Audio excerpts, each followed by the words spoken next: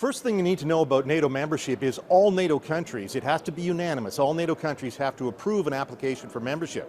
And so after Russia invaded Ukraine a couple of years ago, what we saw was Finland and Sweden saying enough with the neutrality. They wanted to be part of the world's strongest military alliance, NATO, and they applied for membership. Finland was quickly approved. Canada was one of the first, in fact, to approve Finland's membership. Canada was also one of the first countries in the world to approve Sweden's membership. But not everyone in NATO was on board with Sweden necessarily. In fact, Hungary and Turkey for a long time were blocking Sweden's membership. Last week, Hungary decided it would remove that block, so Hungary was on board. And then late Monday evening, in some last-minute negotiations just before this summit got started, Turkey came on board. President Erdogan in Turkey said it was okay for Sweden to join. Turkey had objected to Sweden's membership for a couple of reasons. One, Turkey believes that what Turkey calls Kurdish terror groups operate in Sweden. Turkey didn't like that.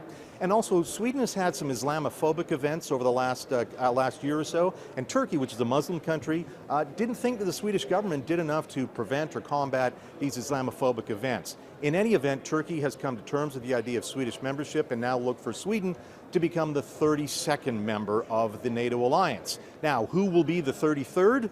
Well, I'll tell you what, Ukraine wants to be the 33rd member of NATO, and Ukraine has asked and pleaded for NATO to approve its membership, but NATO is a bit divided on Ukraine's membership at this point. And that's because of the NATO Treaty Article 5 says that you attack one NATO member, you attack them all. So if Ukraine became a member and that Russia continued to attack Ukraine, the NATO treaty would compel all NATO members really to get perhaps directly involved in the war against Russia, and some NATO members don't believe that would be the right thing to do at this time. Ukraine is here at this summit. Ukrainian President Vladimir Zelensky will be talking to leaders, including Prime Minister Justin Trudeau, about this idea of membership. And what you're going to see here is NATO leaders, again, including Canada. If it's not going to be full membership, what else can NATO do to be closer to Ukraine? There's going to be the first meeting of what's called the NATO-Ukraine Commission. Again, that's a symbol of NATO and Ukraine coming together.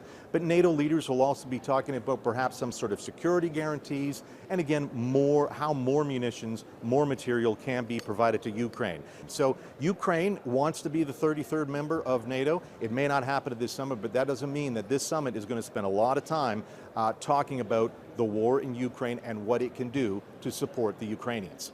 David Aiken, Global News, Vilnius, Lithuania.